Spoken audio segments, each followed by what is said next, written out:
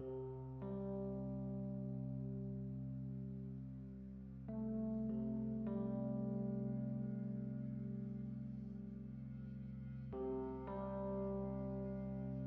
dialogue is defined as an interchange of ideas by open discussion, and that requires a two-way communication, a give and take, listening as well as speaking. Dialogues are fundamental to creative endeavors and what we call the humanities, and they're the lifeblood and the heartbeat of a true democracy. I'm a child of World War II immigrants.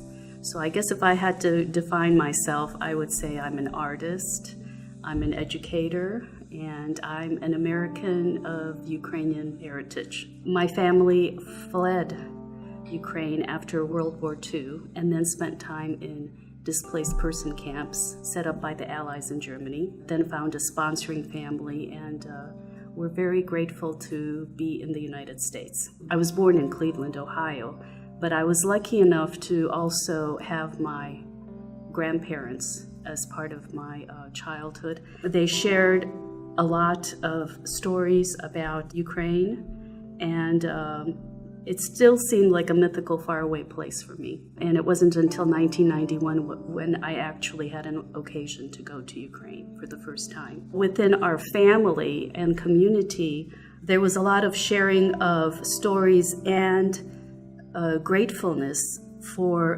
being U.S. citizens and for living in this country, for the freedom and the democracy. So I grew up with daily discussions about current events, and I was prodded not to ever take anything for granted and to be curious and carry on dialogues with people who were not necessarily thinking in the same way that I did, especially in this day and age. I think it's something that we need to keep in mind, that here in the United States, the rights that we do have and the democracy is a gift that has to be, that we have to be vigilant about and not take for granted.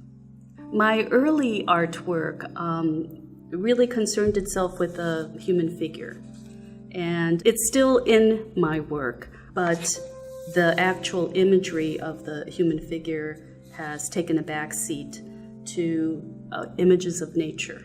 And I think that the critical point of change came after my first trip to Ukraine, which was in 1991. And shortly after that, the Soviet Union dissolved and Ukraine declared itself to be a sovereign, independent country. And for me to be there, I was swept up in the reclamation and finding out of their own history that was happening, even though this was still the Soviet Union when I was there. But under Mikhail Gorbachev and Perestroika, a lot of information was seeing the light of day, bits of history that had been suppressed by the Soviet regime. I changed my worldview and I changed my approach to art making. So from then on, there were three concerns that have remained constant in my artwork. And that is the use of collage or assemblage for three-dimensional pieces, using text and narrative and images of nature, which are usually superimposed over the collage.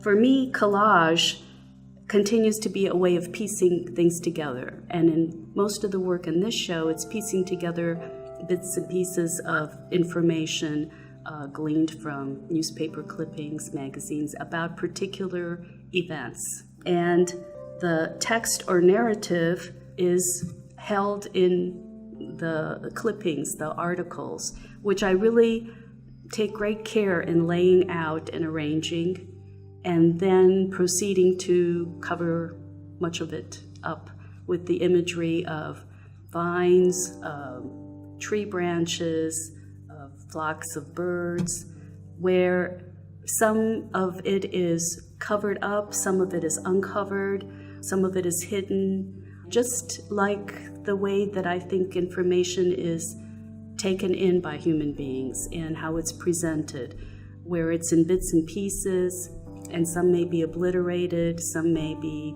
more open or more visible.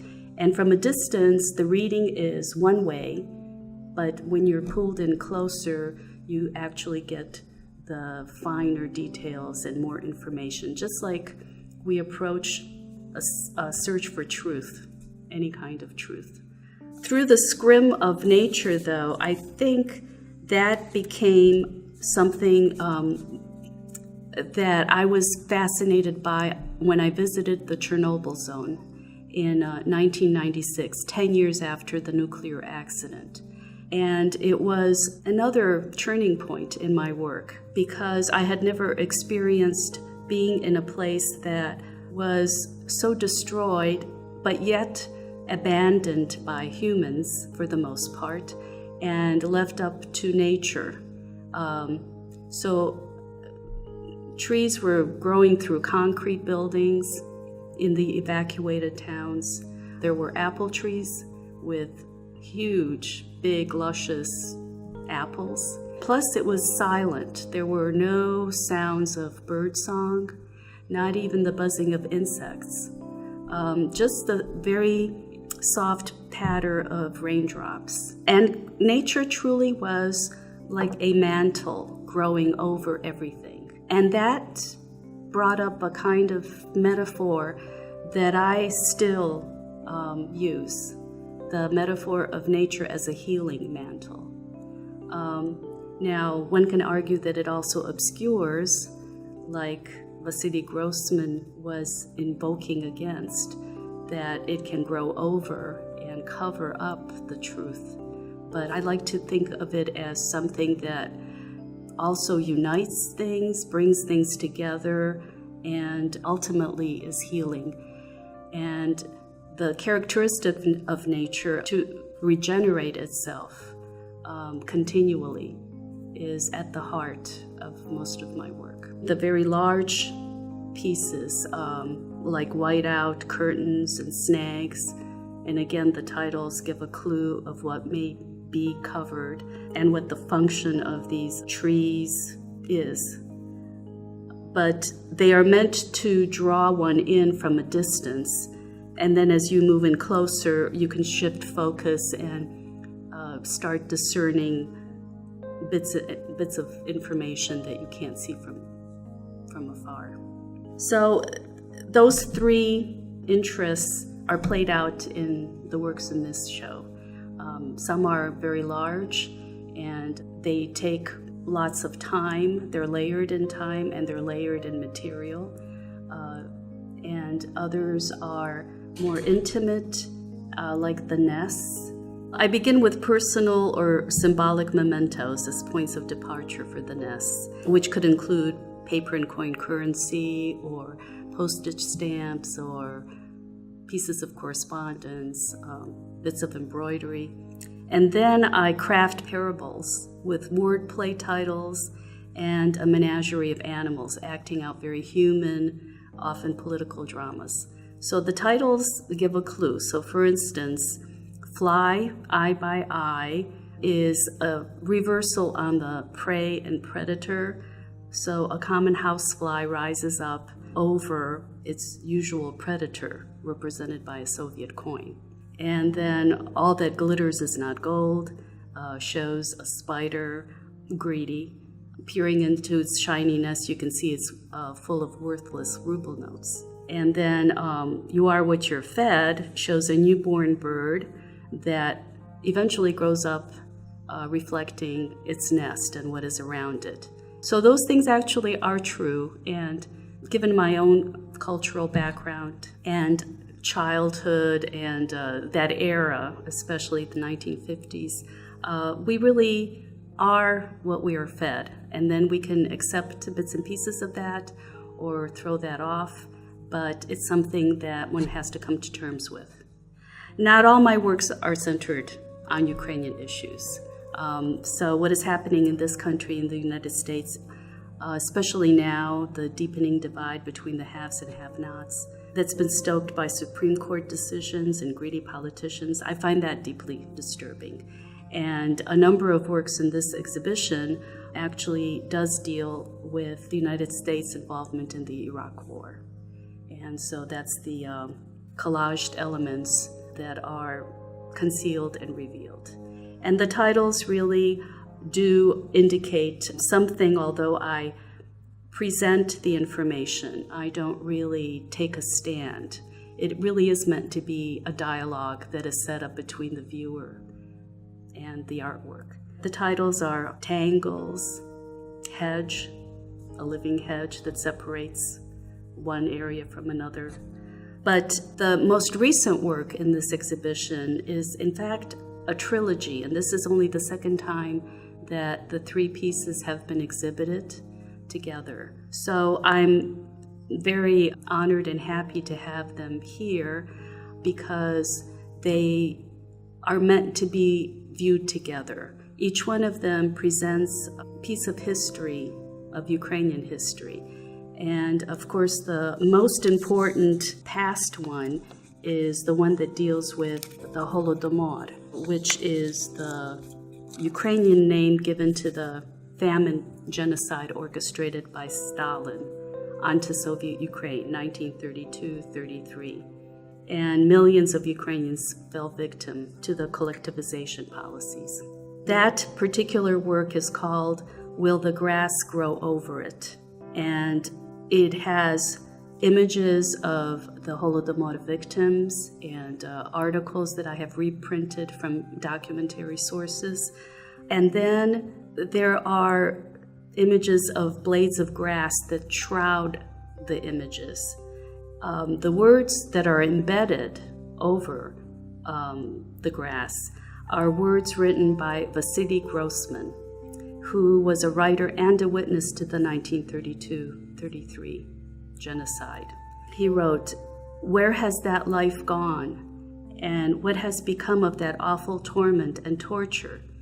Can it really be that no one will ever answer for everything that has happened? That all will be forgotten without even any words to commemorate it? That the grass will grow over it?"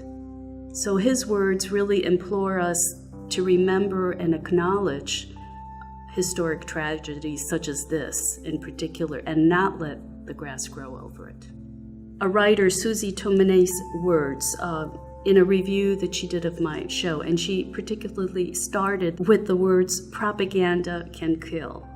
And she cites the famous example of the story by reporter Walter Duranty in the New York Times, who was stationed in the Soviet Union, and he knew about the Holodomor, but he did not report on it. And he received a Pulitzer Prize for his omission, actually. At the same time, journalist Malcolm Muggeridge, who was writing for the Christian Science Monitor, did report on the Holodomor, but he received no prize. The idea of being silent is dangerous. And so again, I refer to the title of the exhibition, Dialogue, to actually make one's voice heard and not be silent. The second work is titled, And Europe Was Silent. Over the image of a severed tree trunk, the words of Ukrainian poet Alexander Olesh is written in wax. And he wrote the poem, which is titled Remember, back in 1931. And I translated it, although on the artwork the words are in Ukrainian, in the Cyrillic alphabet. His poem is eerily current in light of what has happened with Russia's Putin taking over Crimea from Ukraine illegally and then invading eastern Ukraine. When Ukraine fought for life, battling her hangman, living and dying, and waiting in vain for some signs of compassion, Europe was silent. When Ukraine, in unfairly weighed battles, drained of blood, drenched in tears, looked to friends for survival, Europe was silent. When gripped in chains and brute force, Ukraine was enslaved, not a master of the land that she tilled. When her cries even stirred the immutable cliffs, Europe was silent. When Ukraine reaped a harvest of sorrow, for her lord or executioner, herself dying of hunger and unable to speak, Europe was silent. When Ukraine was accursed and replaced with mass graves, when the demon himself had shed tears for her plight, Europe was silent. The last piece of the trilogy, and they're all the same size, 48 inches by 96 wide, is called Fire and Ice, and it's also oil and resins over collage. The imagery refers to clippings collected about the Ukrainian Revolution in Kyiv this past 2 years ago in February. It began as a peaceful student protest, and it was meant to press the then president of Ukraine to sign an association agreement with the European Union. Ukraine, to this day, really has always considered itself to be part of Europe. And so this was the first steps that were to be taken by the government of Ukraine. But he broke his promise, the president, and went to Russia. He had been aligned with Putin all along. So the grassroots mass protests spread and became a true national revolution. And it was fought against a rogue state with a very high level of corruption, no rule of law, and no respect for human rights. Yanukovych, the president, fled to Russia after his snipers shot and killed protesters. So what was a peaceful protest turned into really a massacre. And then a series of changes followed in quick succession. Ukraine formed a new interim government, brought back its old constitution, called to hold democratic presidential elections, and elected a president who is president today, Poroshenko. So the imagery of the Maidan and the central square in Kyiv was very dramatic as it was carried by news and print media. Protesters gathered in huge numbers and organized for food and care with hand-wrought protective gear and barriers of tires and stones and no real weapons. So the photographs of fire and the melting snow were quite riveting, and they really captured the birthing of this new Ukraine, which had declared itself to be sovereign and independent in 1991, but really has had to, with the Orange Revolution in 2004, it had to re-fight the fight for true sovereignty and true democracy. So 25 years, actually, that supposedly the Soviet had left, Russia is again asserting itself and destabilizing not only eastern Ukraine, not only Ukraine, but inserting itself into Syria now and other parts of the world. Which brings me to a work that I've had students ask me about when I was here for the opening. It's called Eek, They Are Coming. And in this case, the Russians are coming, and in fact, they're already here, and they're coming some more.